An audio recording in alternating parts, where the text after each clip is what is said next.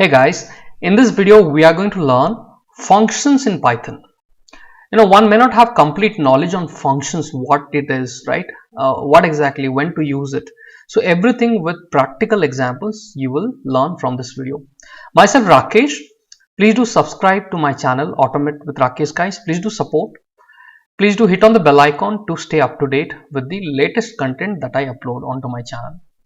With that, let's get started and understand functions. Okay, for example, what is this function? We need to have a simple example first, then we will get on to complex mode. So what I will do, the functions are always defined using the def keyword, means define. So I'm defining and I'm trying to say the function, I'm trying to give a function name with this parenthesis and colon. Simple. So this is the syntax, def space and then you write the function name with parenthesis then colon. Now hit on enter.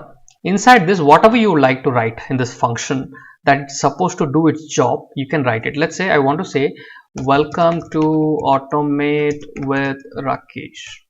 Okay, I want to print this. So what is the use of this? Now you will have Rakesh, okay, you have created this, but what is the use? For example, during my programming, if I like to call welcome, so I don't have to write. If I have to print welcome to Automate with Rakesh, I don't have to write this entire code, right?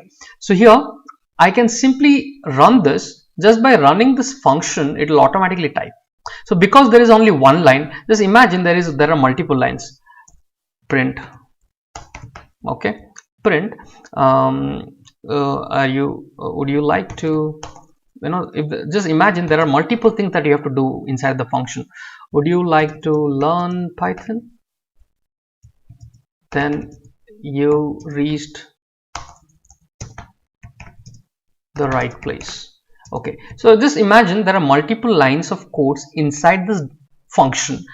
Then it becomes quite easy, right? Just by calling this name, it will do the entire job. For example, if I run it, it is printing 2 lines. I don't have to type the 2 lines every time I need it. Let's say I need 10 times in my program where I have to, on different places, I have to use the same function or the same set of things that has to happen repeatedly in my program.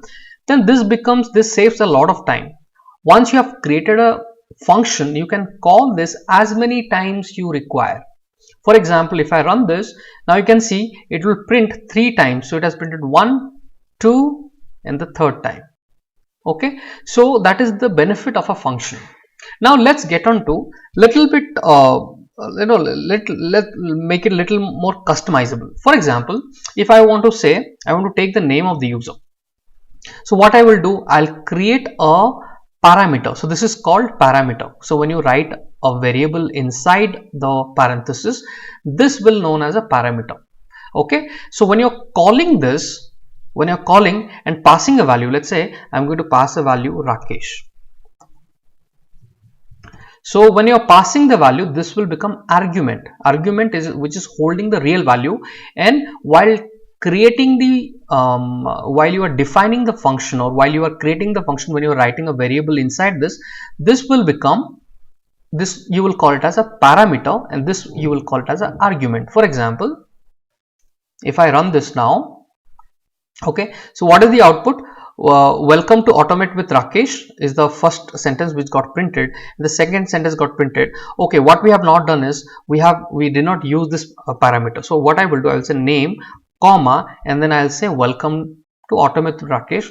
Then I will here again I will use name, comma, and then I want to print this. So let's say I want to pass a different value. Let's say John,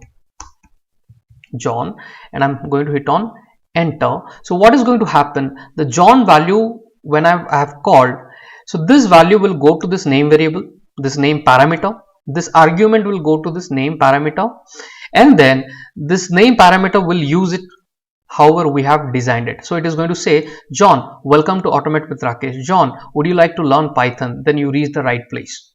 Getting it? So this is the benefit of, so remember there are 2 different terms you are learning. When you are defining a function and you are writing a variable, what number of variables that you are writing, this will become a parameter, and when you are passing the value to the function, you will call this as a argument. You are passing the argument, and the parameter is going to hold that argument value, and then it is going to use it inside the function. Getting it? So you got to know what is a parameter and an argument. Okay, so this is a very simple example, and we understood how this one is working. Let's get into a slightly more complex one. Okay, let's say I would like to add two numbers. What I would like to do, I would like to do sum. So what I will do, I'll create a function called sum parenthesis, and because I would like to add two numbers, I will create two different parameters, a comma b.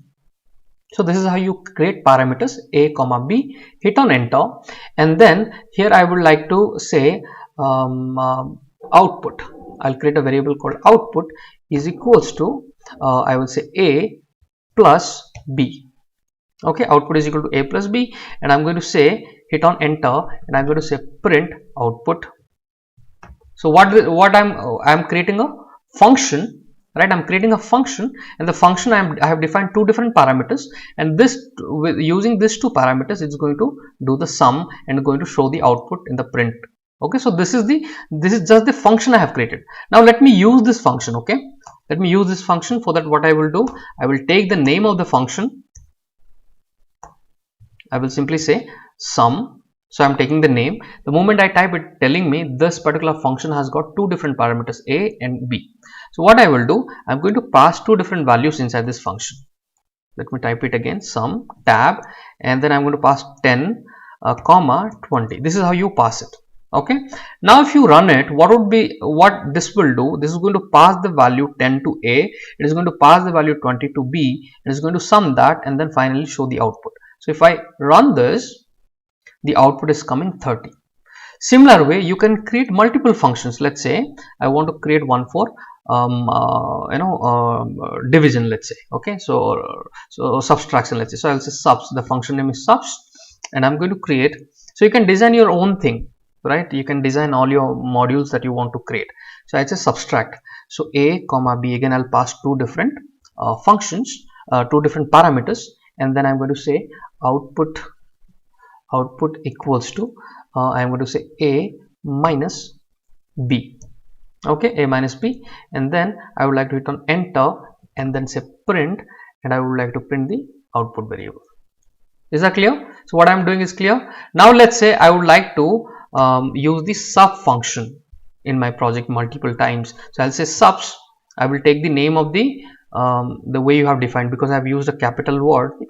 I have to type it in the same way, and I need to pass two values. Let's say I'm going to pass same value 10 comma 20. So what should be the output? In minus it should show, right? So if I run this, the first output, it has shown 30 for the sum in the line number 9. In the line number 10, it has shown 20. So same way you can keep on designing as many functions as you need in a project, and you just have to call them just by taking their name and passing the arguments, and it will go to the parameter and do the job how you have defined it. Getting it? So this is how a function works in Python. This is just a basic example, but again, with this example, if you are very clear, okay, this is how it works, then nothing like it. Now next thing comes is, how do you really remember? So function, remember, function has to be defined. So I have to use the keyword def, define, and I have to give a name within parenthesis. Okay, I have to give a name within parenthesis, colon. Anyways, you know, every time you are writing any block of code, it has to end with a colon, and then hit on enter, and with a white space you are writing the entire block of code in Python, right? Similarly, this is another block of code. So there are two different blocks of code. So like that, you can define as many functions that you want, and you can just call them and pass the values. It will do its job. So is it not that simple? If I have to use sum 10 times, I don't have to write the same thing 10 times in my project. All I have to do, just call using the name, and it will do the job by passing the arguments. Okay, so these are called arguments, and when you are defining a function, this will be called as parameters.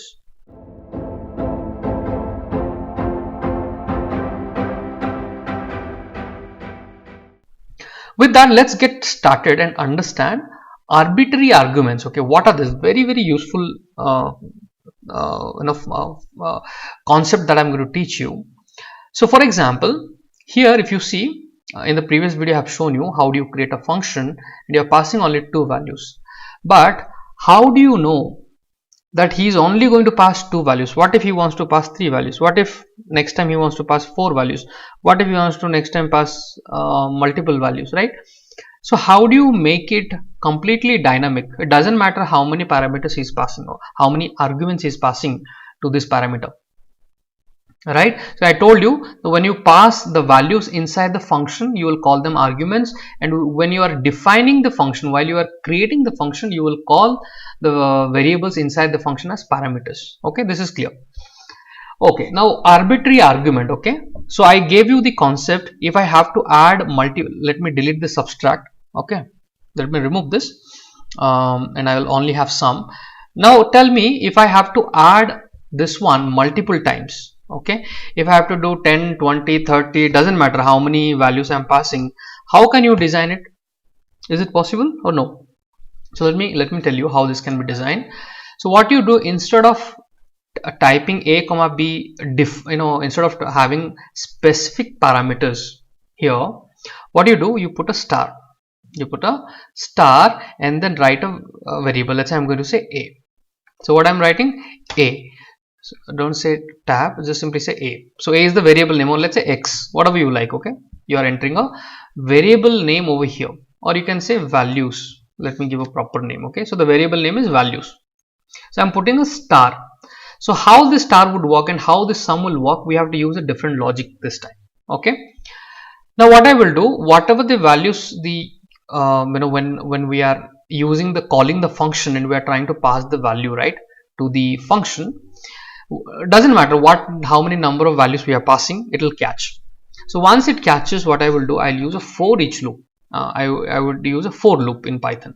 For x in, okay, for x in, then the variable name is value, so I'll use values colon.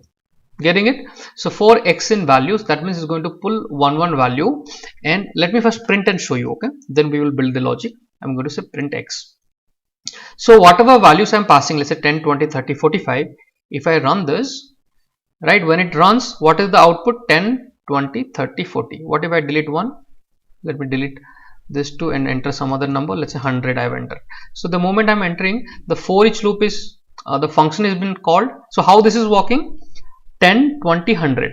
So the 10, 20, 100, all the three values are passed at a time to the values, right? So this will become a tuple. So I'm looping through the tuple. You know, right, what is a tuple? Written in parentheses. So I'm looping through those set of tuples, values, and then 10, 20, 100. So it is printing one by one by going through this list of values that it has, or tuple of values that it has. Now if I have to add, so what is the logic I should build to add the values? Can you think of? Okay, let's do one thing. What we will do, we'll create a variable called total equals to, I'm going to give it a default value 0. Okay, then I'm going to say total equals to total plus the values are coming in the variable x, so I will say x. So every time this is going to keep on increasing, okay, and the final value will be there in the total variable. Okay, so this is understood. Now hit on enter, go to hit on the backspace, and here at the end of this entire loop is done, then I would like to print the total value. So print tab total. Okay, now what is happening, this total, because you have declared inside this block of the code, it becoming local. Okay, for example, so what is the problem? I'll tell you. If I run this, so it is only giving me the value as 100. Okay, it is not really printing the value properly, because the last value was 100, it's printing last. So what you do, this total variable that you have created, right, it has to be a global variable. So under this I'm going to paste it. Okay, not here within the block. So I'm making it a global variable for this function, so anywhere I can call it. So total is 0. Now that the global variable value will change. Now if I print, what is the output? 130 is the output. Getting it? So your logic, you should be able to build the logic, slowly, go slow, but again you should be able to build the logic. So this way it doesn't matter how many numbers I'm going to pass. Let's say 50. If I entered 50, if I run it, doesn't matter, it is printing the value and giving me. Why did that? Okay, dot I have entered. Okay, comma 50, comma 80, comma, doesn't matter, how many numbers you want to pass, you have the luxury to pass now. Okay, now if I hit on run, then 423 has come. Okay, so this is how you can create a dynamic set of values can be sent to a function using the star mark or the wild character.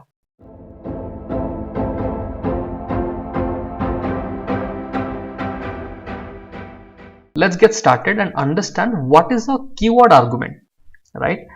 Now, first of all, we have to be very clear about arguments. There are two different things you will hear. One is called argument, the other one is called parameter, right? So in the previous video, I have already explained. In case you have missed that video, this is going to help you.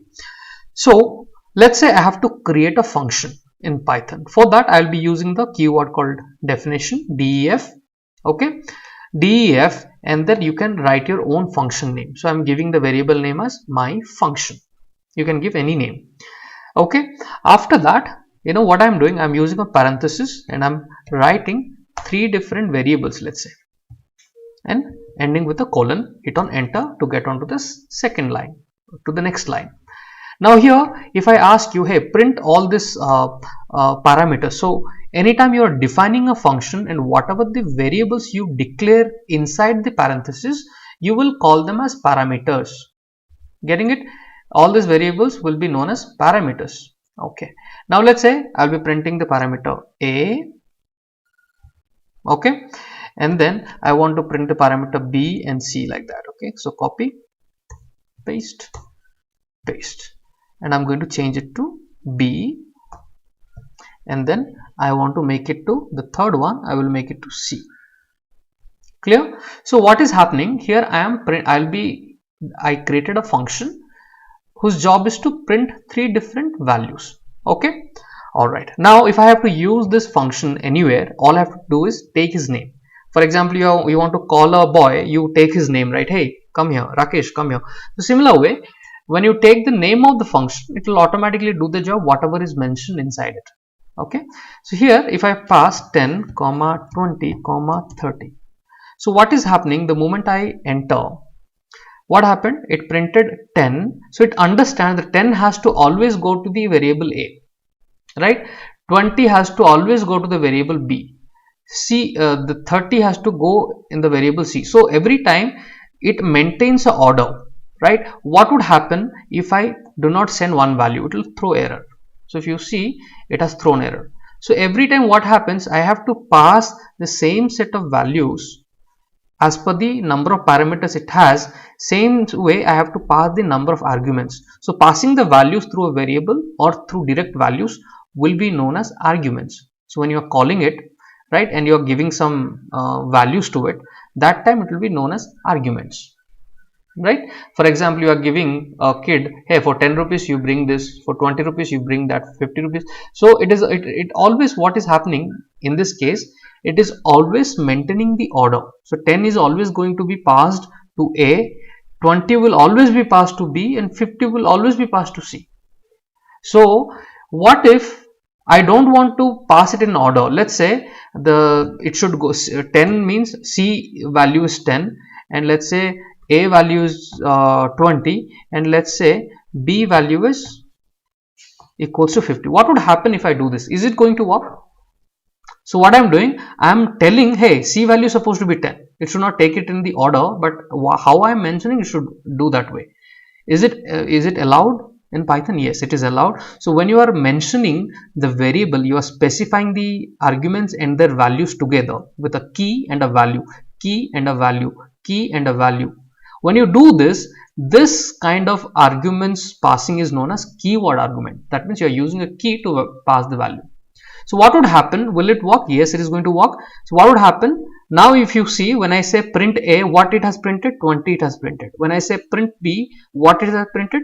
50. Now when I say print c, it has printed 10. So it carries the exact value to the variable. So this specific kind of nature of passing the value through a key name is known as keyword argument. Clear? Now let's understand a practical example. Okay, so this is just to understand the functionality, so which we have understood. Let's understand a practical example, guys. Okay, so let me create something called product. Okay, I'm going to define a function called product details, or I will say, okay, product details. So this is the function which I have created. Now here I want to pass two different things. Okay, PID, which is nothing but your product ID, PID. Then I want to pass something called P name, that is product name. Then I want to pass P small PID, P name, and then what is that? PID, P name, product ID, and cost. Let's say product cost. Getting it? These are the three different variables which I'm passing. I will make I capital to maintain order. So fine. So this is done. So what I am doing, I have created three different parameters: PID, P name, P cost in the definition of the function. Hit on enter. Now let's keep it very simple. I'm going to print a word. Okay. I am going to say P name. Write it in the same way. P name. Let's say for example mango. What I say, let me think of an example. So let's say product name for example mango whose, I want to write a sentence, okay, comma, and I want to say whose P product ID is, and then I want to say comma is PID, that means it's going to print that value. Okay, and then a comma, cost, I want to type cost of each cost of each product, or each product, price of each, or let's say cost is colon, and then I want to say comma P cost. So what I'm doing, I'm simply trying to type a sentence. Okay, so it doesn't matter how PID is the first, but I'm using here in the second, doesn't matter how I'm using it, but what I am trying to achieve is I should be able to pass the product name, product ID, product cost, whichever format I want. Okay, for example, let me call it, okay, let me call this function whose name is product details, and let's say I'm going to pass the value. So I will use the keywords, exact keywords, PID, the way it is, PID equals to, I will say, you can put in any order. Okay, let's, for example, P cost I want to type first, doesn't matter.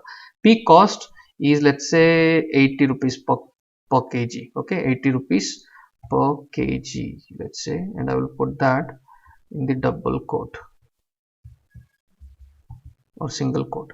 Okay, understood, comma, and let me say P name equals to, product name is, I will say mango, let's say, comma PID, doesn't matter how, so it is going to understand with the keyword the value will be passed. So PID is equals to, and let me say ID number is 521456, suppose something like that. Okay, this is the product ID. Okay, now what would happen when you run this? Automatically all these values will be passed and the print function will work. So let me run it. If there are any errors, we will rectify that. What is the error? Product details, okay, P cost 80 kgs, P name mango, PID, this one, type error, got an unexpected keyword argument PID. Okay, I did not type it in the right way. Okay, let me rectify that. Okay, errors are good. Mango, so here you can see the product properly, it has typed mango whose product ID is, right, product ID is, whose product ID is so and so, cost is so and so. If I run it, mango whose product ID is so and so, cost is so and so per kg. So likewise, and I just gave a example just to let you know, when you have to pass values in any order, the order doesn't matter because we are using the keyword. So wherever you are using, how you are using doesn't matter, it is going to pass the value. Now let's say you will ask, Rakesh, is it possible if I do not pass one of the value or one of the key, will it work? I think it's going to give an error, it won't work. Okay, you have to pass the number of parameters. When you are calling the function, you have to follow the rule of passing the same number of values. If you don't want to pass this same number, then you have to go for the arbitrary keyword argument, which I'm going to teach you next. Okay, arbitrary keyword argument. So let's see how the arbitrary keyword argument works in the next video. So thank you guys for watching this. I hope you are learning, step by step, and you are documenting everything that you're learning onto a book, and have a habit of just to revise it, every day when you get up, just go through those pages that you have learned. That is where you will be a master in terms of syntax.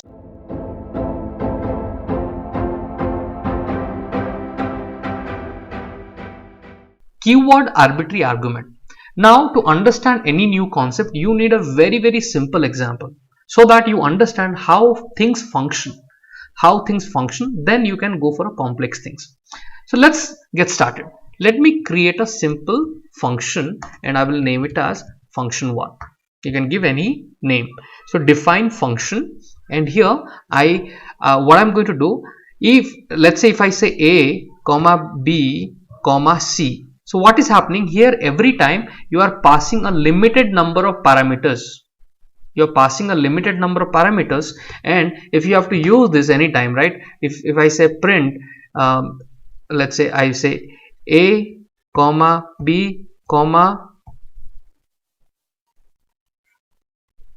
c. So what is happening here, I have got limited options. What I'm doing, I'm passing only 3 different values in this way using the keyword, and this can be printed. Okay, so this example you have already got it in the previous video, but again, just to help you refresh, what I'm going to do, I will take the name of this function and I'm going to pass with the values with the keywords. For example, a is equal to 15, any value you like. Let's say c is equal to any order you like, that is the benefit. So 80 comma then what is left, b is equals to, let's say 55. So I'm passing 3 different values. Okay, or keep it simple, 1 2 and 3. Okay, like that I'm passing the values. So what is happening, in this there is a limitation. So I'm passing the values. When I say print a, it has printed 1. When I say print b, it has printed 3, and when I say print c, it has printed 2. You can see the output. But again, this has a limit, you have to always, so only 3. What if I don't know how many parameters I should pass? I don't know, it could be 3 arguments. So when you are writing here, you will call it as arguments. When you are defining the function, you will call that as a parameter. So ABC here are parameters, ABC here are arguments. Okay, this should be very clear. Now, if I don't know how many arguments I have to pass, this could be 3, this could be 4, this could be 5, this could be 10. So in that case, you will be using the concept called keyword arbitrary argument. So in this case, what I'm going to do here, I will put something called 2 asterisk symbols you will be using. Okay, 2 asterisk symbols, and whatever your keyword, let's say I'm going to the variable. Okay, so here I'm passing the variable, all the values to something called values. I've created a variable called values, or just to keep it simple, I will say capital A. Okay, capital A is going to hold all the values. Now if I'm passing A, C, 2, B3 like that, now if I run, is it going to run? Because if you see, I have put 2 stars and it is not able to recognize A, it is not able to recognize B, not able to recognize C. So what is happening in this case, what you do, let me print this way. What I will do, print, and I will say it is getting passed to the dictionary, right? This is the dictionary A, and I will use I will use a square bracket, and in that, let's say I want to print A. Okay, if I run this, if you see, the output now is printing 1. What if I don't write anything? I'll simply say print A. I'm simply saying print A. So when I say print A, what is happening? The curly braces is an indication of a dictionary with the key A value 1, key C value 2, key B value 3. So key and value pairs are there. If you see, this is a dictionary. Okay, so you understood. When I'm passing anything, can I pass multiple? It doesn't matter how many values you want to pass. Let's say I want to pass something called x, y, z is equals to 15. Okay, whatever you pass, doesn't matter how many arguments you would like to pass, doesn't matter, it will take everything inside it. Okay, now how do I print all of them at a time? You can also use a for each loop inside the function while you are defining the function. Okay, so I will say for, and I will say x in, and then I'm going to say x in A. A is the very argument, which is parameter which is going to hold the values, right? So A, and here if I say print x, so what would happen? This is going to print all the values. If I run this, you will see it has printed, what is it? It has printed A, B, A, C, B, X, Y, Z. It is printing the keys. It is not printing the exact values. Now how do I print the values of it? Values of it can be printed by using a, and then I can say x. Okay, a is the dictionary. So when I run this, what is happening? All the values getting printed. There's another way. You can also pass it something like this. I think you can write dot keys. Let me try that. Dot keys. Yeah. So with this, you can also, instead of writing this way, you can simply say print x. So you are learning so many things. Okay. Tab. If you run this, you can see it is going to print all the keys. If you want all the values to be printed, simply say values. So what is happening? All the values got printed 1, 2, 3, 15. So it doesn't matter how many parameters you would like to use. Let's say you want to specifically access a specific value. For that case, in that case, you will be doing print and then you can say dictionary name in square bracket. Let's say I want to print only xyz value or access xyz value xyz. So whatever the key name is there, you put that key name in a single quote or a double quote, and this way you will be able to access the value of this variable. You can see the 15 has been printed. So what is the benefit of keyword arbitrary argument at the end? It doesn't matter how many number of arguments I would like to pass, 1, 2, 3, 10, doesn't matter. It is going to take n number of argument, keys and values, doesn't matter how many. For example, if I delete one, if I run it, still it's going to work. Okay, what would happen if I delete all the, I'm not going to pass a single argument to it. Let me delete. Is it going to work, or it's going to throw an error? It will throw an error because you are trying to access the function. If I don't use the function, if I run it, what is happening? Expected an indented block after function definition on line number 2. So there is no line number 2. I'm not really doing anything. Let me do in this way: print and then say a. So I want to print the dictionary. So you can see the dictionary has been printed. So you can pass it blank, but again there will be no value inside it. It's not going to throw an error like normal because this is an arbitrary argument. So 0 value, or you can pass 0 values or unlimited values, doesn't matter. You can pass number of arguments you would like to do it when you are not pretty sure about how many values to be passed to the function. That time this double asterisk marks will help you. So what is the learning point here?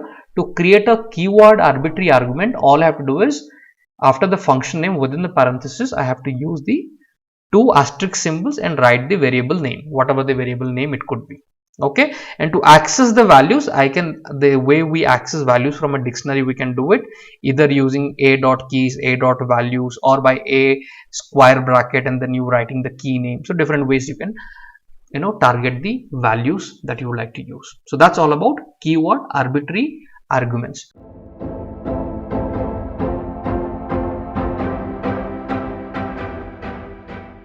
Let's get started and understand what is this default parameter is all about. Okay, for that let's create a simple function first. So I'm going to create a function. So how will you create? You use the keyword def, define, and I'm going to give it a name called function1, let's say, and I'm going to create a parameter called a. I've created a parameter a. Now if to use the parameter, I will say print a. Okay, I'm taking a very simple example so that first of all you understand what is this default value, what I'm talking about.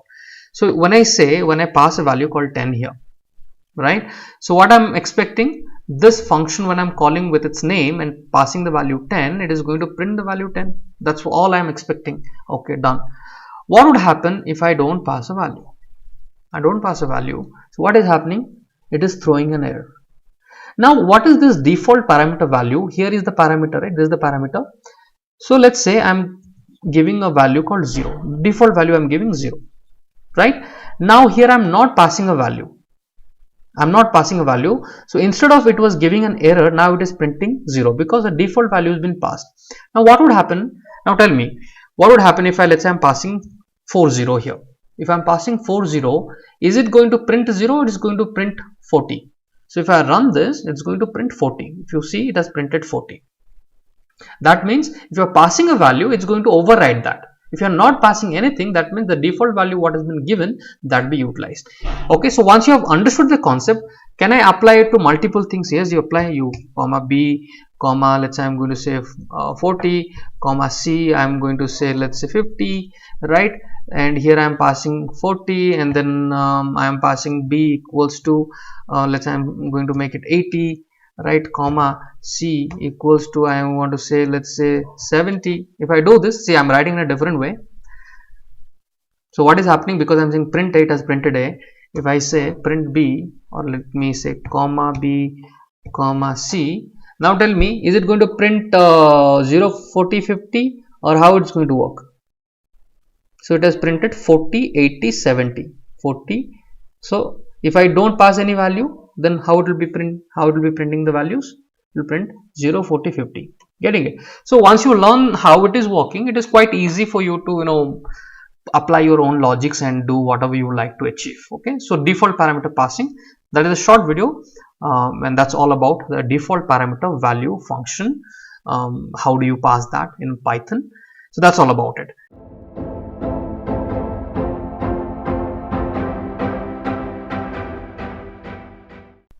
Hey guys, in this video we are going to learn one more important concept around return statement. So what is this return statement? How that can be used inside a function, we are going to learn. So till now you have seen how the function is working. For example, here I have created a simple function. What this will do, if I say print A, what is going to happen? It's going to print 10, because I'm going to pass 10, I'm passing 10, the output is 10, right? It is pretty simple one. Now if I ask you, hey, can you do something like this? Let's say print, and I want to print function directly like this. Is it going to work? Right? It's saying none. It has printed 10, but for the line number 6 it said none. So why is it happening? Is there a way in Python to do it? Yes, there is a way to do it. For that, all you have to do, there is a statement that you have to use, is return. So I'm using return and I'm writing A. You don't have to use a parenthesis, simply you can say return A. So with that, what would happen? Here I am passing a value, so it will go here and it will return it and it will print. For example, if I done this, it is returning and printing 10. So last time it has printed none. Now you will say, Rakesh, what is the use of this? Okay, let me show you a use. For example, I want to multiply whatever the value has been passed. I want to multiply it with, let's say 10. Sorry, add by 10 or whatever you would like to do. Let's say plus 10 I want to do. So now when I'm passing 10, if I run, so I can do a mathematical calculation, and it is saying the output value is 20. What if I write this sentence multiple times, right? Control V, here I'm passing 10, here I'm passing 20, here I'm passing 30, let's say, right? So if I run this, what is happening? The output is again this adding and returning, it's returning multiple times. Getting it? Now you will say, Rakesh, okay, you are passing one value. Is it possible to pass two values at a time? Okay, let's do that. Let's say B, comma C. Let's say I'm passing three different parameters I have created, A, B, C, and here I want to make a calculation. Let's say A plus B, then you should always do C. So let's say this is the formula, A plus B minus C. Okay, so what I will do, I'll pass two different values. Okay, let me delete all this, keep it simple. 10 comma 20 comma, it should always do a minus 1. Okay, so these are the values I am passing. So 10 plus 20 minus 1 it's supposed to do. So if I run this, the output is 29. So different way you can use it. Okay, different ways you can use it. Now I will say, Rakesh, can I use the return statement one more below this? No, because you have to do, see, if the moment I am writing, it is giving me a warning. What is the warning? This code is unreachable in line number 5. So you can't have multiple ones in one function. I'm using only one time, because whatever you would like to do, write it over here, whatever the formula, whatever the calculation you would like to do, write it over here, and the final value will be returned. That's all the use of it. Okay, that's the use of the return statement, and you have understood through the example how this one was running and showing you the output. Okay, so I have done the mathematical calculation, A plus B minus C, and I'm passing the values, and all these things I have taught you, right? Arbitrary, this, and all this can be utilized. So that requires a bit of logic, and I taught you what are the arbitrary arguments in the previous video. So try to experiment with all those functions, but in simple, the return is going to return whatever you have mentioned, how it would like to return the value. Depending on that, it will take the value inside, and directly with one line I can print the value, or you can pass it to another variable. Let's say x is equal to function 110.20 comma 1. Okay, even that can be done. For example, x is equal to, you can pass the value of this one function, and then you're passing something like 20 comma 30 comma 2, let's say, and I would like to print x. So whatever way you would like to use it, you can do it, doesn't matter. Okay, now look at the output of this. The output is 48. 20 plus 30, 50 minus 2, 48. Okay, so this is how you can use a return function, guys, return statement.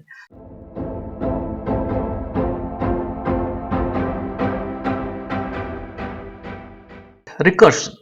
Recursion in simple meaning, recursion means calling a function inside the function. Right, that is the exact meaning. So let's start with a very simple example. If I ask you create a function, you will write def, which stands for define, and I'm going to give it a name called function1, and I'm going to pass the value through the parameter n and put a colon mark. So you are defining your function, and I am asking you, hey, don't do anything, simply print n. What do you do? Print the parameter n. So let me come out of it, and I need to call this. So to call it, what I will do, I will take the name of the function and I'm going to pass a value 3. Clear? So what is the output of this, guys? The output is simple 3 because I am calling the function 1. So the output is simple 3. Okay. What if I am going to call the function once again with the name and the parameter n? What would happen here? So what would happen? Let's understand one by one. First of all, it's going to send 3. Then it is going to print 3.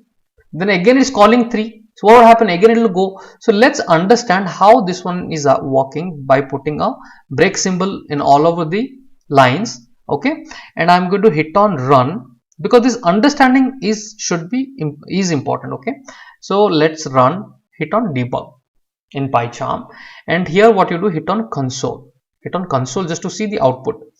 Now, because from line number 2 to line number 4, this is the entire block of the function here where we have defined the function, and the line number 6 is the place where we are calling the function. So the moment I hit on F8 key, it has directly come to the line number 6, because you know a function definition cannot run until you call its name. So you have called its name here, function1, and you are passing a value called 3, or the argument you are passing is 3.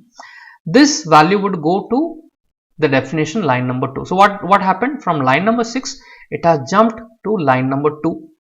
And with what value it has jumped? With 3, because we are passing 3. Okay, hit on F8.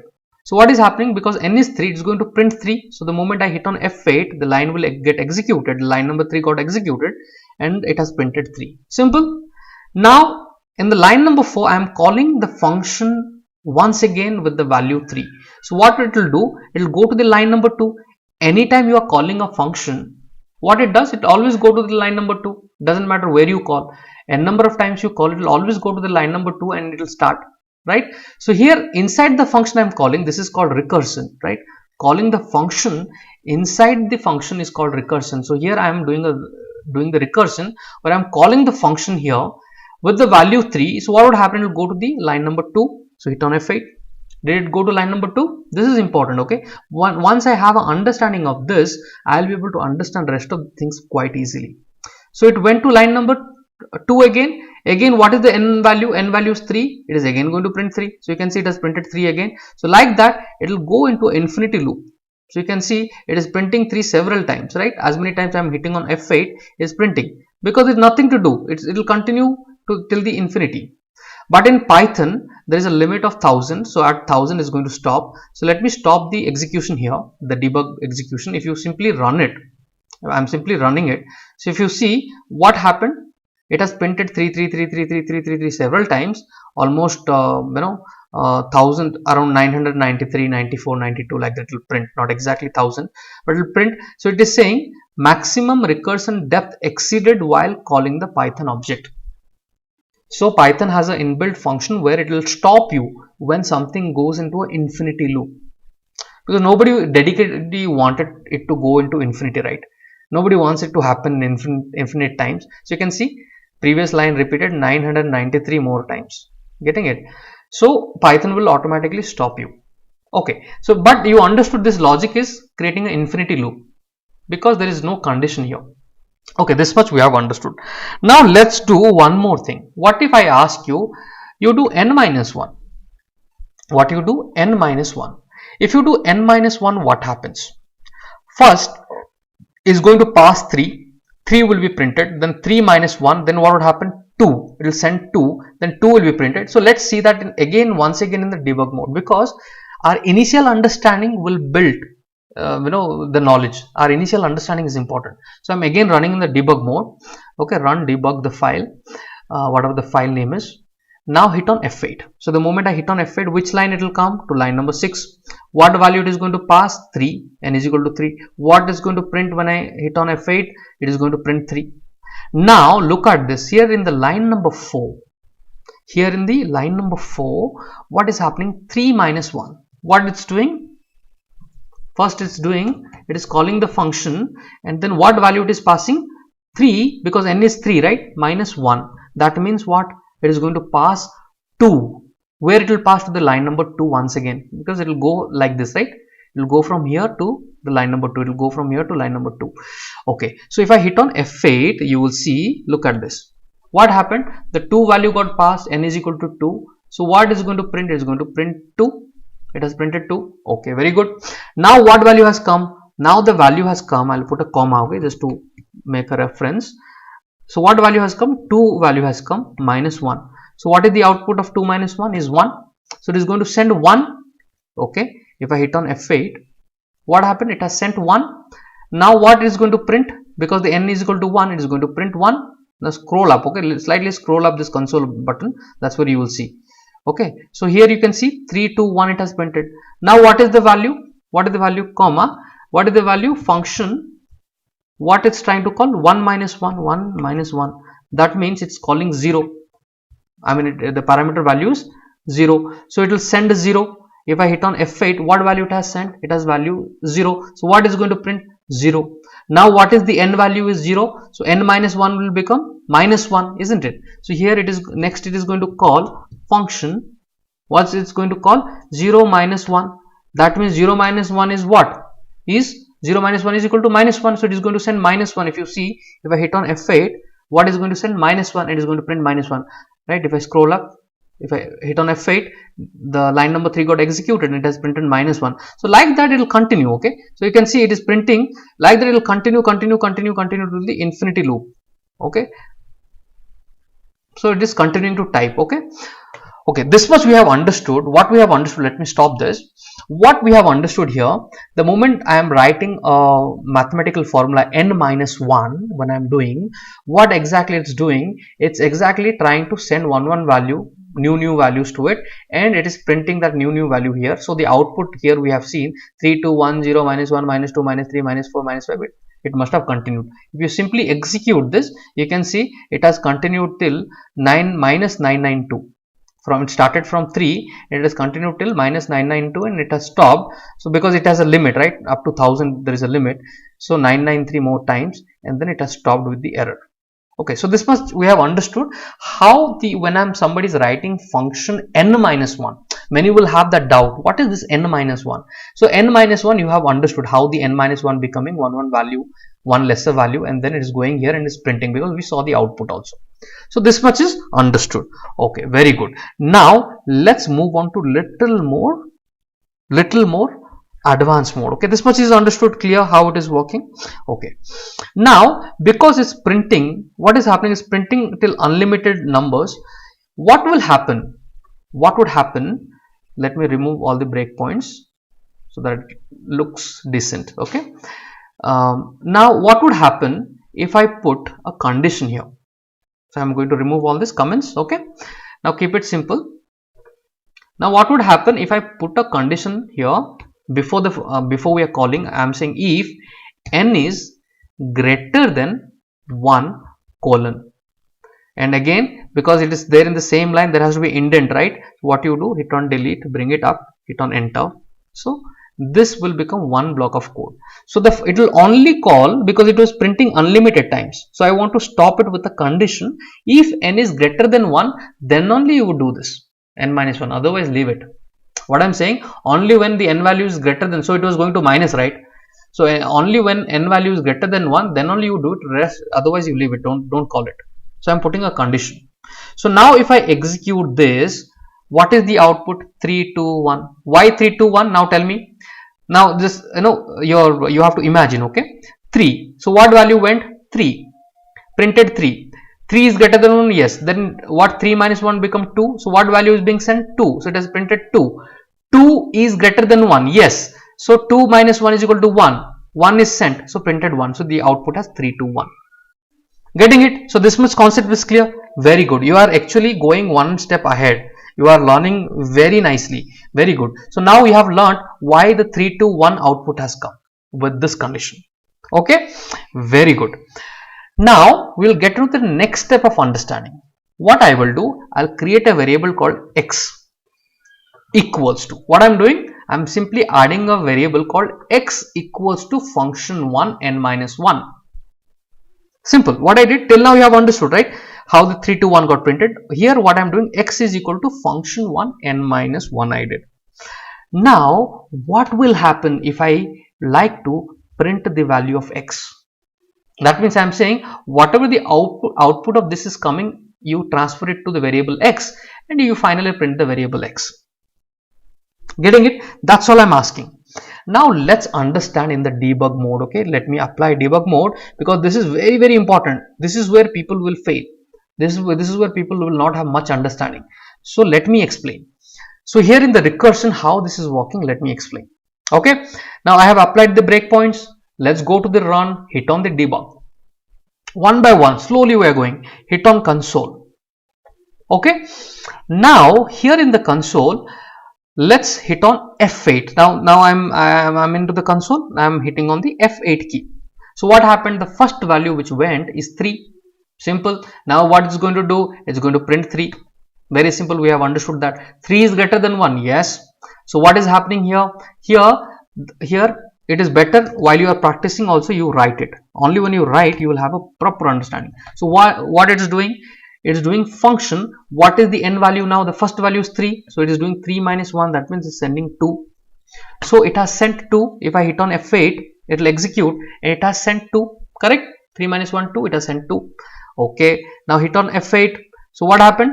It's supposed to, if I execute, it has printed 2. N value is 2. It has printed 2. 2 is greater than 1. Yes. Okay. Now what is happening? 2 minus 1. So write this. Okay. Writing this is very important. Function. What I'm doing? 2 minus 1. So what is the output of this? 2 minus 1 is 1, right? 2 minus 1 is 1. So what would happen? The n value will become 1 now. If I hit on F8, what is the n value? The n value is 1. Print n, right? So it is going to print. Now look at this. From print n, if I hit on F8, it has printed 3 to 1. Fine. Fine. Very good. It has printed. Now look at the line number 4. N value is 1. N greater than equals to 1. Does it meet the condition? No, it is not meeting the condition. That means when I hit on F8, the line number 4 will not execute. The line number 4 will not execute. Then where it will go, tell me? Will it end or what will happen? Now remember, last time there are two functions were called. Function 2 minus 1. Function 2 minus 1, it has done its job. But again, this function 2 minus 1, has it got any value? When I ask to do something, it should return some value, right? So has it got any kind of a value from here? No, right? It has printed, but again there is no value here. Look at this. This is very important. Now there is no value. So what would happen from here? There are two different functions were sent. Because if you see, the line number 6 was never executed. Every time the function was called, it was jumping to line number 2. Remember, from line number 5, it was always jumping to line number 2. Because you are calling a function. Now after one function, again there is another value, then it is becoming another function. Then again from line number 5, where it is going? To line number 2. Every time from line number 5 to line number 2, it was going until the condition was met. Now the condition will not meet because the n value is 1. If I hit on F8, what would happen? The last two functions which were sent, this is going to have none value. For example, if I hit on F8, now the line number 6 will get executed. For what? The first function which we have sent, function 2, the last function. last in first out. So this will first have the value, then this will have the value. The function 3 2 minus 1 which we have sent, because there is no mathematical formula we have written, or we are not using the return command here. We did not use the return, right? We do not return. So because we are not returning any value, the function 2 minus 1, the output of this one is none. What is the output of this one? The output, sorry, so the output equals to, what is its output? The output of this one is equals to none, because we did not write any mathematical formula as of now. As of now I have not written, so the output is none, right? Because this output is none, the function 3 minus 1 also waiting for this output, right? So this, because this output is none, this output is also will become none, because I did not write. The moment I write a formula, next step I will do that, I will write a formula and the none value will change. So here, because we are not returning any value, the values are still none. So now what happened? The condition did not meet, so it has directly come to the line number 5, because from the line number 5 last time this one was sent, and the value is none because nobody returned a value to this function. So if I hit on F8, what happened? It is going to print the function 2 minus 1 value none. So if you see, if I scroll down, what got printed? None got printed. Now the second function which we had sent prior to that, that's why I asked you to write it one by one. So how many times we have sent? 2 times we have sent. So this one, because the first value is none, it was waiting for the value, even this value has become none. So if you see, if I hit on F8, it will again write none. So how many times none came? 2 times. Okay, Rakesh, why this none is coming? I mean, I want a value, right? Why this none is coming? So first of all, I want you to understand why none is coming. So you understood why none is coming, because we are not returning any value. That's why the none is coming. Okay. What if I will make little bit of change? Okay. Let me remove all the breakpoints. Let me stop it and remove all the breakpoints. Okay. So this one we have understood how the none value is coming. Now let me remove the comment also. Now what would happen below this? I am going to say else colon. What I'm saying, else if n is greater than 1, let's say if the starting value itself is 1, so what would happen? It will directly come to else block. If the starting value itself is 1, where it will come? It will not bit, it will not call. So what would happen? The starting value will become 1. So whenever it is 1, I want you to print just 1. So what I will do, I'll say x is equal to 1. What I'm saying? I'm saying x is equals to 1. Okay. Now I'll hit on enter. Remember, here I'm not writing under else. I'll come back and I'm writing this one under the definition block, the function 1 block, right? Here I'm writing in this line. So the space are very important. Okay, this is part of e block. All these are part of the function block. So in the function block I want to write, so I'll hit on a backspace and here I will say return x. What I'm saying, return x. Where I am saying, where I am writing this, I am writing in the main block. This is important. So in this case, what would happen? You tell me. First, you imagine what is going to happen. So here, okay, let me. Yeah. So now what is happening? Look at this. Let's say I am going to pass 1. Start with 1. If I pass 1, what value will go 1? So print. It will print 1. It will print 1. After that, this condition will not meet, so it will not call this. Right, it will come to directly the else block, then x is equal to 1, it will return x. It will return x. So the final output is anyways already printed here, right? Anyways, it's already printed here, so it's going to return x. Now let's say I'm going to pass 3. Let's understand this in debug mode once again. I'm passing the 3 value and I'm going to apply. Okay, I'm going to apply. Nobody will have patience to explain you all these things, but again, good, you are doing good job. You wanted to understand. That's how a developer should be. You need to understand. So I started debug. I'll hit on console. Okay, so what is the value I'm passing? What is the value I'm passing? I'm the passing value 3. So if I hit on F8, it has come to the line number 10. Hit on F8, it went to the line number 2. Anywhere you're calling, it will always go to the definition. So it went to the line number 2. With what value it has gone? With 3. Now what would happen? The 3 will get printed. 3 got printed. Very good. Now 3 is greater than 1. Yes, 3 is greater than 1. Now what would happen? It will come to the if block and x is equal to function 1 n minus 2. So what it's calling? Again write it. Okay, why I'm saying write it? Only when you write you will understand. So what is the n value here? 3 minus 1, right, which is 2. So from here it will not execute the line number 6 or anything else below that. It will directly from line number 5 it will go to 2. So anywhere you are calling a function, it will always go to the definition. Remember this one line. Anywhere you are calling a function, it will always go to the definition of the function, right? So here the line number 2 contains the definition. So here if I hit on F8, with what value it's going to go? 2. So what is the n value? 2. Now it's going to print 2. Now you can see it has printed 3 and 2, right, in the debug mode. Okay, it has printed 3 and it has printed 2. Okay, very good. Now n value is equal to 2. 2 is greater than 1. So again it will come. So what is the value now? Comma, you write it. Okay, this is important. Function, what is the value we are sending? 2 minus 1. So what is 2 minus 1 is equal to 1. So n value will become 1. From here it will jump to line number 2. If I hit on F8, the value is 1. So print n. It is going to print n. So you can see 3 to 1 it is printed. Now from line number 4, because it is not meeting the condition, now where it should come? It should come to the else block. So it will come to the line number else block, right? Line number 8. It has come to the else block. In else block, what is happening? I am saying x is equal to 1. What I am saying? X is equal to 1. And below this I am passing the x. So where it went, if you see, last time it was coming none, right, because nobody was returning a value. This time we are returning what? 1.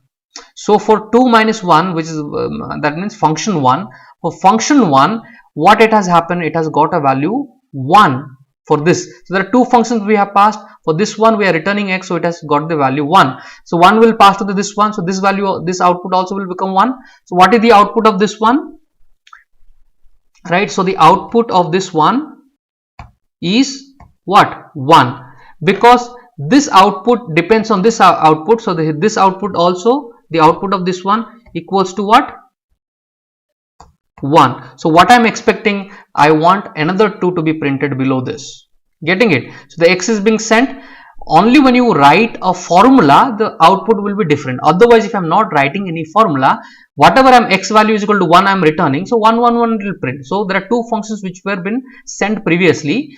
For that, the first one become out 1, and they say output of this one is equals to output of this one. So it become 1. So 1 1 1 has been passed. So if I run this, sorry, what did I do? Cancel. So if I hit on F8, what is happening? It has gone here, right? The output is 1. It will print 3 to 1. After that, it will print another 1. If you see, it has printed another 1. Now again it is returning x. So again it will go. The output is x is equal to 1 for this function, for the previous sent function, and it is going to print 1. Getting it? So how it has printed? 3 2 1 1. So this much you have understood, right? Okay, very good. Now let's get on to that, because I am sending a value. It is doing. What will happen if I am writing an expression? So this much I understood, Rakesh, how the return only if you are not returning any value, then it will print n, none for a number of functions previously sent. If you are returning a value, whatever value you have sent, that is going to print. This much I have understood. Now let's understand in much deeper way. What if I ask you, let me stop this, okay? This is understood. Okay, now let me remove all the breakpoints. Now let's come to the real scenario. What is the real scenario? You have heard about factorial, right? For example, if I ask you factorial of what I'm asking you,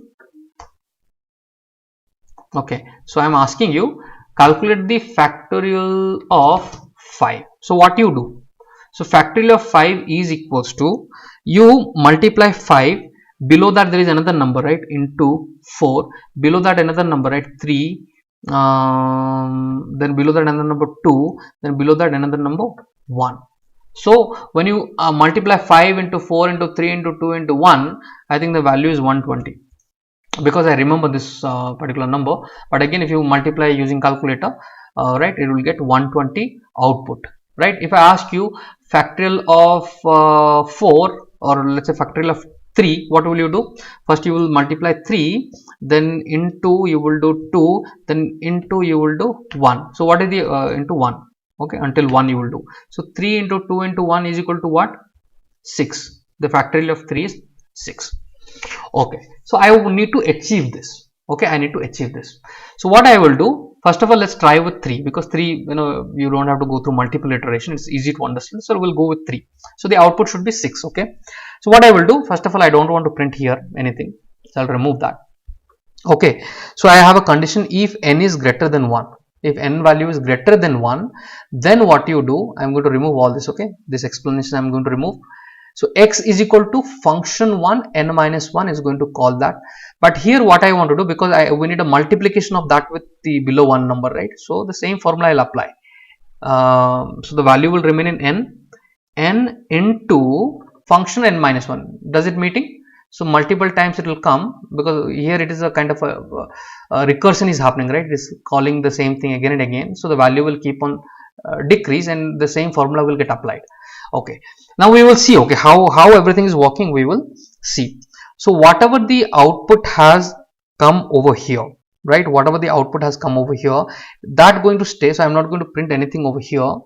I'll keep it simple. Okay, so the output is going to stay in x. Okay, and with the same condition what we have done, final output would be printed here. So if I say print, instead of printing inside the definition, I'm going to do it this way.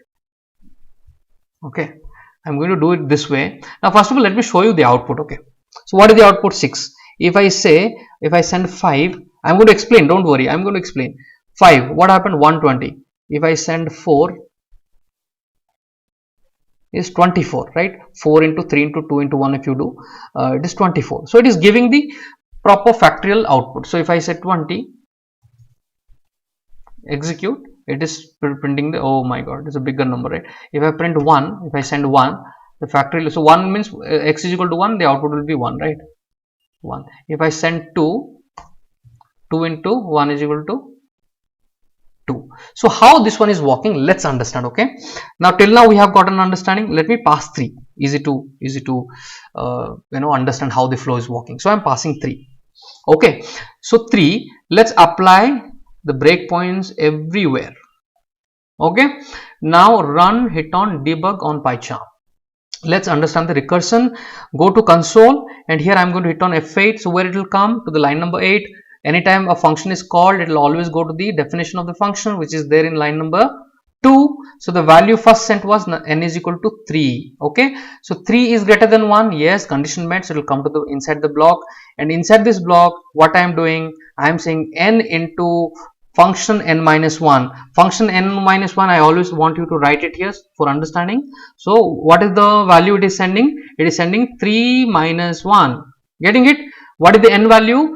3 minus 1 it is sending. Okay, now 3 minus 1 is equal to 2, so that means sending 2. So if I hit on F8 from here, instead of going down, it will go to the definition number 2, because the function is called. Anytime function is called, it will always go to the definition line. So it went there. Okay, so 2, so the value is 2 now. So what is the output? 2 is greater than 1. Yes, condition met. Again it will come. So what is here? Again it is calling the function one more time. Okay, it is calling the function one more time. What is the how it is calling? 2 minus 1, like, because the value n value is 2, so 2 minus 1 is equal to 1. So what value will go to the top to line number 2 is 1. 2 minus 1 is equal to 1. So if I hit on F8, what happened? The n value is 1. So if n is greater than 1, so here what, the moment it comes to the line number 3, this condition will not meet, because else if it is not, n is greater than 1, only then it will come here. Because it's not meeting the condition, it will go to the else block. In else block, what we are doing, we are simply assigning x is equal to 1. When I'm assigning x is equal to 1, what last time the previous function which was executed is nothing but function 2 minus 1 was executed. So what would happen? The x is equal to 1, so this 1 will go here, so the output will go here. Getting it? 1 will go here. So the output of this one is now 1. So what would happen if I hit on F8? What happened? The x will become 1. Do you see? Or it is showing you the output x is equal to 1. Now if I hit on F8, it has come to the line, and because the output of function 2 minus 1 is equal to 1 and the n value is equal to 2, because n is 2, right? N is 2, but the output is 1. So what it is doing? N 2 into what exactly it's doing? It is doing 2 n into output of function 2 minus 1 is 1. So 2 into 1 is equal to what happens? Is equal to 2. So the output of this one, the first previously sent function, is 2. Okay, getting it? So because it's 2, this 2 will get transferred here. So this become the output of this function. So the output of this is 2, but the n value is 3. So what would happen here? 3 into 2, it will do 3 into 2. So because n value is 3, look at, that's why I told you to write 3 minus 1. So you know the n value. The n value when the function was sent was 3. The output is 2 because the output is carried from the previous sent function, right? So 2. So 3, n value is 3 into the output of this one is 2. So the what is the result? The result is 6. So 6 has been passed. So what would happen? The x value is 6 now. The final x value is 6 now. So if I hit on F8, where it will come? It will directly come to the return block because this is part of the definition. So it will come here. So what is the final value? 6. So 6 will come here in the line number 8 and get printed. So F8, okay. Okay, so final. So I did not do F8 last time. So you can see x value is 6. So x value has come over here, and finally it has printed 6. Getting it? And the same logic would apply whatever number you enter, 5. So if I enter 5, the same logic will apply and the output will become 120. Okay, so this took a lot of time for us to understand recursion, but again, one who has got an understanding, I'm pretty sure you will not be afraid. You are pretty sure how things are working, and you know if things are failing, why it is failing. So all these things I have explained pretty well. Okay, so when you're returning, ensure the return is always written in the part of the definition block, not inside the else or x. Okay, this is how you will be writing a factorial code.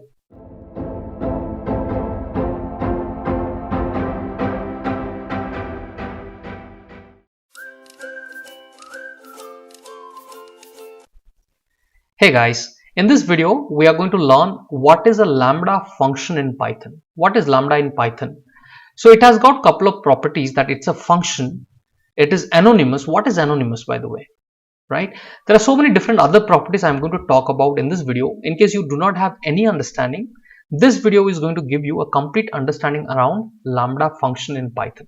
Now let's get started and understand lambda. So I said lambda is a function. Okay, so before we get on to lambda, if I ask you, I'll ask you few things. Okay, if I ask you, hey, can you print reminder of two numbers, that means when you are dividing two numbers, for example 10 divided by 2, when you do, what is the remainder is 0. When you do 11 divided by 2, what is the remainder is 1, right? So how do you find this remainder? If I ask you, how do you write this? What is the syntax? A single line syntax you can write just by doing print. What I'm doing, print, and then I'm saying 10, and I'm using a modulo symbol. What is this symbol called? The percentage symbol to find remainder. You have seen in different programmings we use mod, right? mod. Similar way, here the percentage symbol is known as modulo symbol or modulo operator, you can call it. Okay, modulo operator. So this is responsible to find remainder. It will find remainder. So if I write 10 modulo symbol 2, what would happen if I run this? It is going to give me the remainder value, which is 0. If I, let's say, let me change the value, let's say 11. If I run this, now the remainder is 1. 11 divided by 2, remainder will be 1. So this is how you write. Now if I ask you, hey, do one thing. Okay, good. Now what you do, you create a function, right, whose name will be find remainder. So what you do, you use the def, right? You define and then you give it a name to a function. So remember, every function we create, it has to have a name. Can you create a function without a name? No, you have to have a name, right? Define, then you provide a name, and then you are passing the parameters. So here there are two different values. So I'll say a comma b. I'm passing the parameters. I have to write the parameters and put a colon. So this way, this is the syntax to define or create a function. Okay, very good. Then how do I write the expression? I will say return, and then I'm going to say a modulo b. So what would happen? A modulo b means it is going to return whatever the output to whoever is calling his name. So let's say, let us come out of this, and here I'm going to call the function by its name. So what I'm doing, every time I'm using a name, isn't it? I'm using a name. So here I'm passing, let's say I'll pass some other number, let's say 11 comma 3. So what should be the remainder? So the remainder is 2. So here what is happening, by calling the name of the function and passing the arguments, right, passing the arguments to the parameters of the defined function, then it is doing the calculation and returning the value here. It is returning the value whoever has called it. So it's going to return the value. So this is how it is working. So what is happening here, we have to use a function while creating a function. What is mandatory? Function name is mandatory. I cannot create a function without the function name. What if Python says, hey, you can still do it, there is a way, you can still do it without a name? So that is known as lambda. Lambda means a function which doesn't have a name. What is, so that is why it is called anonymous. It's a kind of a function in Python which is anonymous. What is anonymous?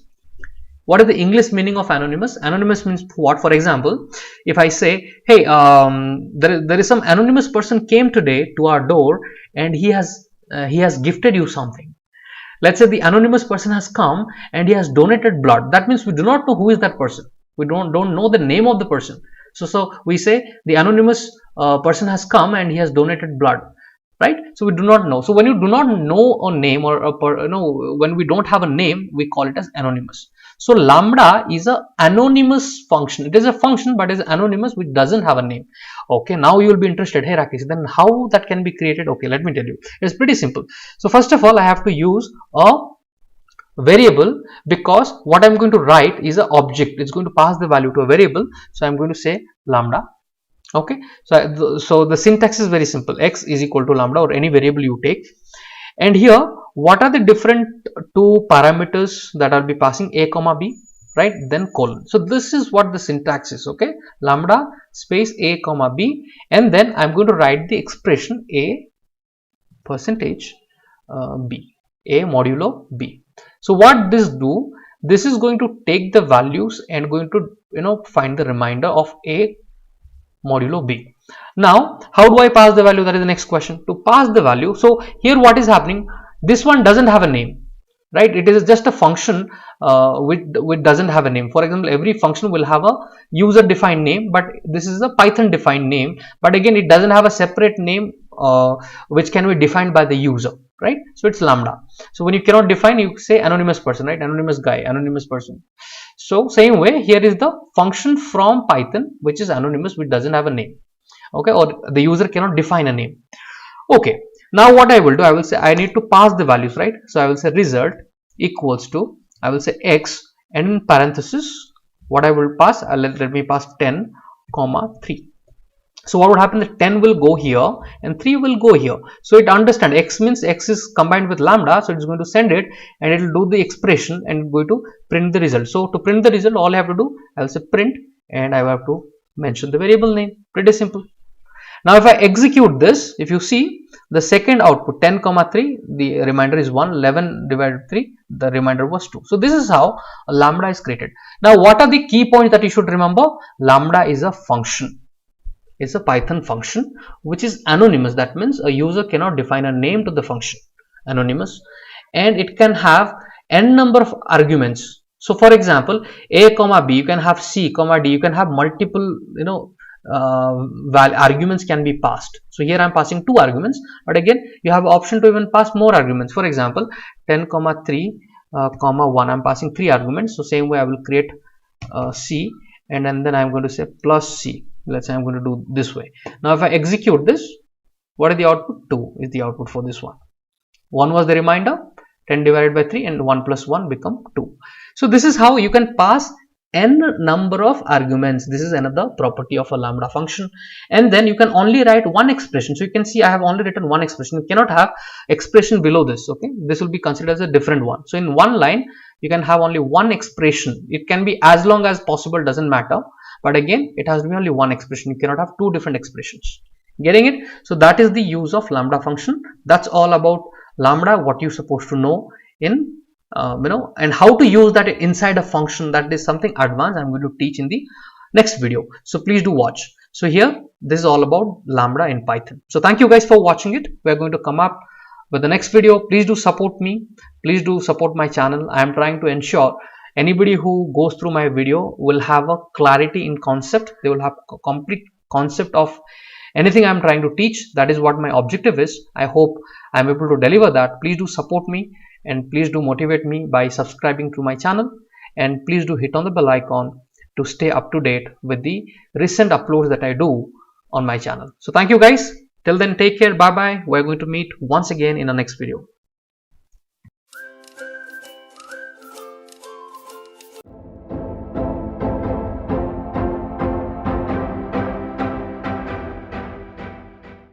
Now, first thing, if I ask you, write a lambda function. So how do you write it? First, you take a variable, and because lambda entire function is an object, right? So I have to pass it to a variable. So I'll say lambda, and then I'm going to say let's say the parameters required is a comma b. Then I will put a colon, and I'm going to write the expression. So here I want to find the remainder. In the previous video we have seen, we're trying to find the remainder this way. So a modulo b. So what is the operator I'm using? Modulo operator, which is nothing but the percentage symbol. So this is going to find the remainder. So this output is going to find the remainder. Now how do I call a function which is already created, the lambda function you have already created? Now how do I pass a value, or how do I call that lambda function? That is pretty simple. All I have to do, write print, take the variable name, and within the parenthesis I'm going to pass two different values. Let's say 10 comma 2. So what is the remainder? The remainder should be 0. So when I hit on run, what is the output? Output is 0. If I change the number, for example 11 comma 2, then the remainder will be 1, right? So this is the simplest way of using a lambda function in Python. Now let's understand, how can I use a lambda function inside another function? So for that, let's do one thing. Let's create a function named define, and I'm going to create a function called find a remainder. Okay, find remainder, and in this one I am going to pass only one argument, or I'm defining only one parameter here. So I'm going to pass only one argument, colon. So this is done, and then I want to say return, and I will say lambda, then I'm going to say b colon. So it has to do the modulo of a divide a percentage symbol b. So what I'm exactly doing, I'm writing the same expression. Okay, I'm writing the same expression a, right, the same expression, but again what I'm doing, first I'm passing a argument, right, through the function name, and that means when I'm passing a, whatever value I'll be passing, it is going to occupy this particular space. And for the v value, I have not passed the v value yet. So what I will do, I will call something like this. For example, I'm going to say x, right, equals to, I'll take the function name find remainder. Okay, find remainder, and here I'm going to pass the value, let's say 10 I'm passing. So what this 10 will do, the 10 will go to a, right? That means here, if I put a comment here, a will become 10, right? And here what would the expression would look like? The expression would look like lambda, right, b colon, a value is already sent through the function, so it will become 10 modulo symbol, and it will be b. Right, this is how the expression would look like. Now this expression will be returned where? It will be returned to the x. The same expression will be returned to x, because what is happening here, the x is equals to the function name 10, so it will pass the 10, and the entire output, which is nothing but this, will be passed to the line number 7, that is x. Okay, now what this x will do, what I will do, because this expression b yet has not received any value, right? B has not received a value. So what I will do, I'll simply say x, and within the parenthesis I'm going to pass a value, let's say 2. So the a value is 10, which was passed by the function, right? And the b value I am passing it by normal calling, like you call a lambda function, right? Same way I'm passing, but I'm passing only one argument here. So one argument was passed through the function, the other argument was passed through the lambda function. Getting it? So this is called lambda inside a function. So I'm using lambda inside a function. Getting it? And this is how I'm passing the next value. So what would happen? The 2 will go. So how the final output would be? So it will look something like this, right? Lambda b is already we are passing, so b will be passed. So how the expression would look like, 10 modulo symbol, and then because I'm passing 2, it will occupy the b space, right? So it will say 10 modulo 2. In that case, if I run this, if you see the line number 8, the line number 3 has printed 1 because 11 divided by 2 remainder will be 1, and in the line number from 5 to 8, in the line number 8 what was printed, because I am dividing 10 by 2, right, I'm passing 2 here, so the remainder is 0, right. So let's say I want to change it, 15, let's say 6. If I run this, what is the remainder value is 3. Okay, quite obvious. So you got it, right? So how a lambda function can be called, so just for a practical understanding, so this is how you will be calling it, and this is how you will be passing the value to a function as you normally do, right. And to the lambda function, because the output of this one, the x will contain this one, now to pass the value to the another argument, you will be doing this way. Okay, so this is how you will be passing different values, and this is an example of lambda inside a function. This can be, again, you can make it slightly more complex. You can pass multiple elements here, multiple parameters here, multiple parameters here. So all this can be done once you know the concept.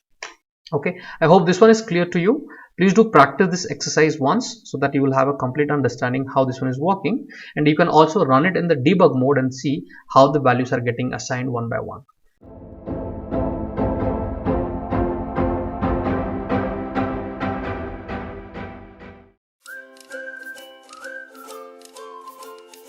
Hey guys, if you would like to know what is a class and an object in Python or any programming language, right?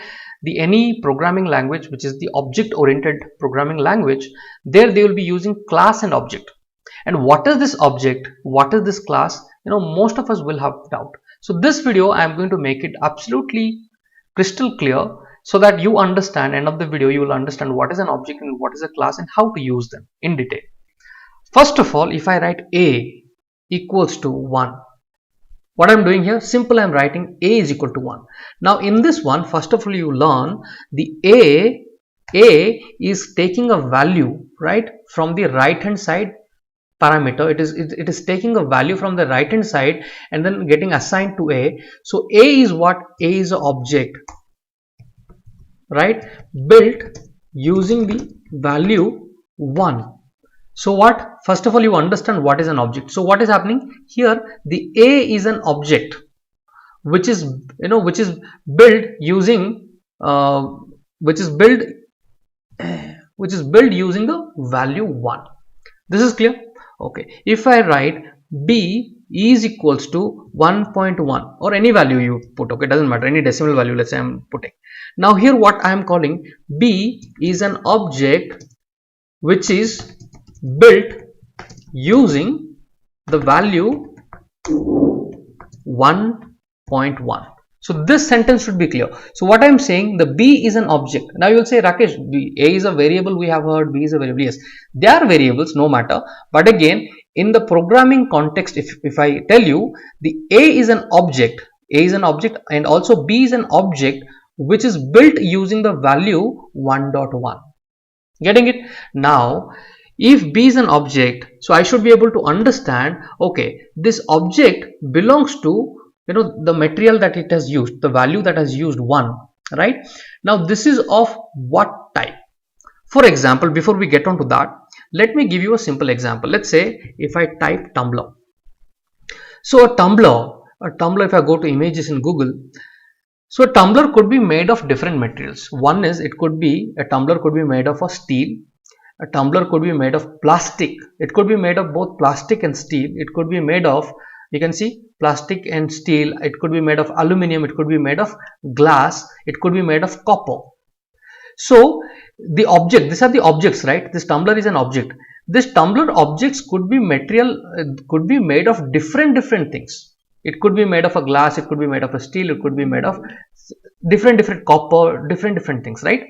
So what is happening, because A, here the object A is built of 1. If I say what kind of a material is used to build A, if I say in Python, if I put A here, right, and if I run this, what exactly it is saying, your A object is made of class integer. That means the value that you have used 1, this belongs to that class integer class, because 1 is an integer, right? 1, 2, 3, 4, 5, positive or negative numbers, and all the whole numbers are integers.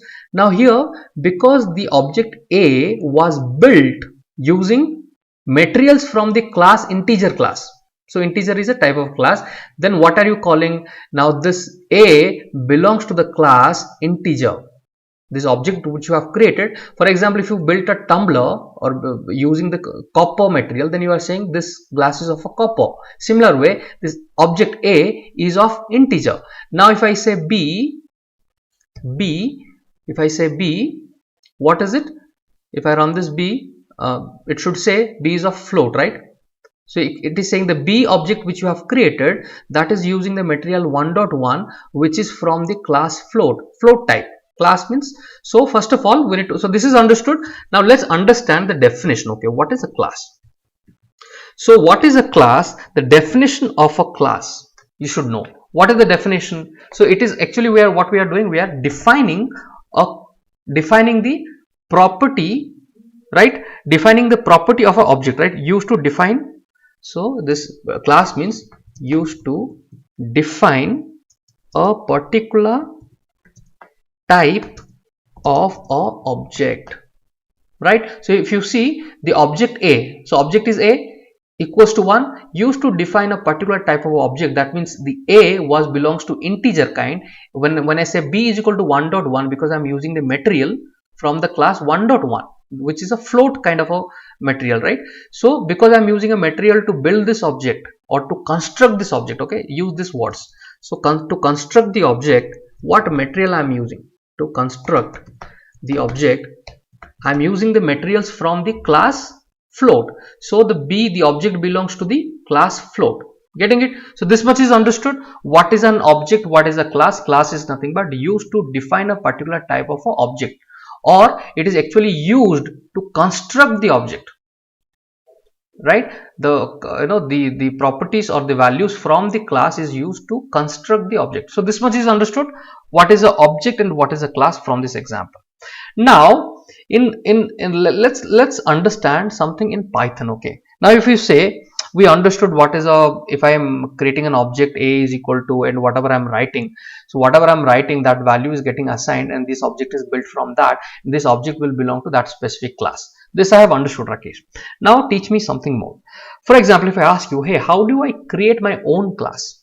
For example, I was giving you the example of a tumbler. Okay, it could be made of different things, glass, steel, it could be made of. Let's say I'm going to create a object called create a class called glass. So to create a class, you have to provide the name of that class. So I'm creating my customized class. Okay, here I'm doing custom built class, custom built classes, or user built classes, you can say. So I'm building my own class. So I'm saying class, I'm giving a name and putting a colon mark.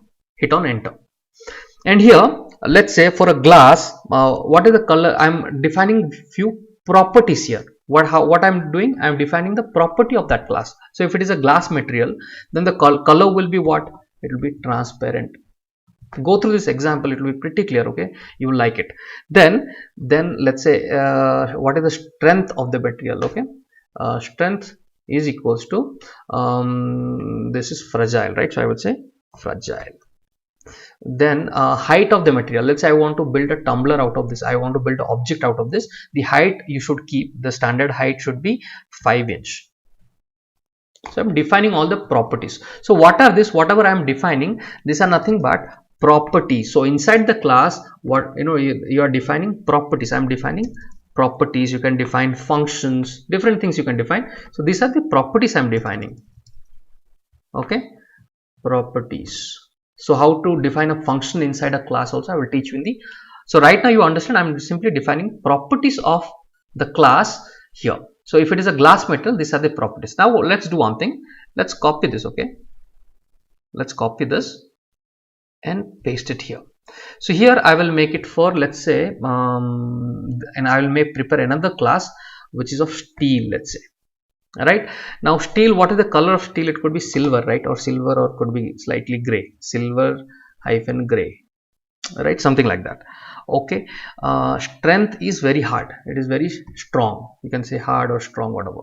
And when you're building a material using steel, then ensure the height is kept 6 inch, or you can height or thickness, whatever you like. Okay, so here I have built how many different classes I have built two different classes, right? Two different classes I have built. Now out of these classes I want to build an object. Let's say I'll build an object called X.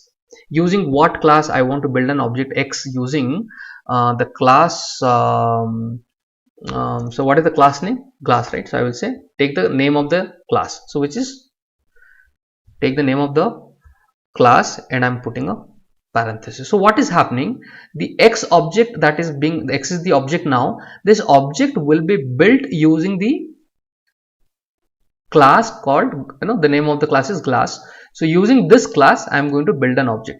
Let's say if you are building an object using glass, if I wanted to understand, hey, what is the color of that material, right? So what I will do, I'll say print, right? I will say print, and I'm going to say X. So this object is built, and I'll put a dot, and you can see the moment I put dot, the three properties of the glass we have created, color, height and strength, I can get this. The moment I put, I can get it. So if I say color, what would happen? Now it is say if you are building an object X using the type glass, that means it is going to use the material glass, then the color would be, it'll go to that specific class, and it is fetching the data for you. It is saying it will be transparent.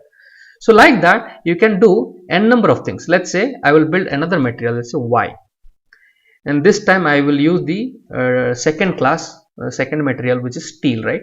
So I'm using the class steel. Okay, so S was capital, so it is not coming, so let me type in capital. Okay, S steel. So I'm using this class. Okay, all I have to do, close it in a parenthesis. So now what happened, now this object Y has been created using the class steel. Now if I say the same thing, if I say print, right, what would I like to print? The object Y dot color of this, right? The moment I do this, what is happening, you can say the color is gray, silver gray, right? For the first print it is saying the color was transparent. For the second one, it is saying, the second object, it is saying the color is gray. If you are building an object using this class, then the color will be silver gray. Getting it? So you in this classic example, you have understood how you are creating a class, how you are creating different properties and assigning attributes. These are the attributes or the values of the property. This is the property, these are the attributes. Getting it? Property, attribute, property, attribute, property, attribute. Okay, and this is the class name. This is the class name. Again, property, attribute. Getting it? Now creating an object is pretty simple. X is equal to name of the class within the parentheses, and we are done. And if you would like to understand any kind of a property, dot color, dot strength, whatever you have created, if you put that, and it will automatically fetch you the moment you put a dot, right? We saw that the moment we are putting a dot, right, we saw that it is fetching the all the properties that was defined inside the class. So I can, if I print it, it will tell me the strength, right? What is saying the strength is very hard for the Y. Getting it? So this is the way you can build a class and access different properties within the class that you have created. So this is the basic understanding you should have. What is an object? What is a class? How to create a class?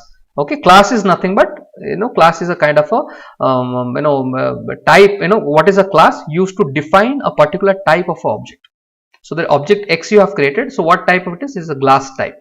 The object Y you have created, what type it is a Y type. So class is nothing but, the definition is important. Okay, if you just remember this word class, because later you might forget, right? What is class? Class is used to define, right? Class is used to define a particular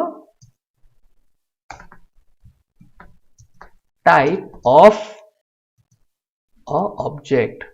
So that means using the materials of the class, or using the class, we are building the object. I mean, we are constructing an object. In other terms, we are constructing an object using the class. Okay, so here I am constructing the object X using the class, right, glass. So here I am building the object Y using the steal class. Getting it? So if you go through this example, your class and object concept will be pretty clear.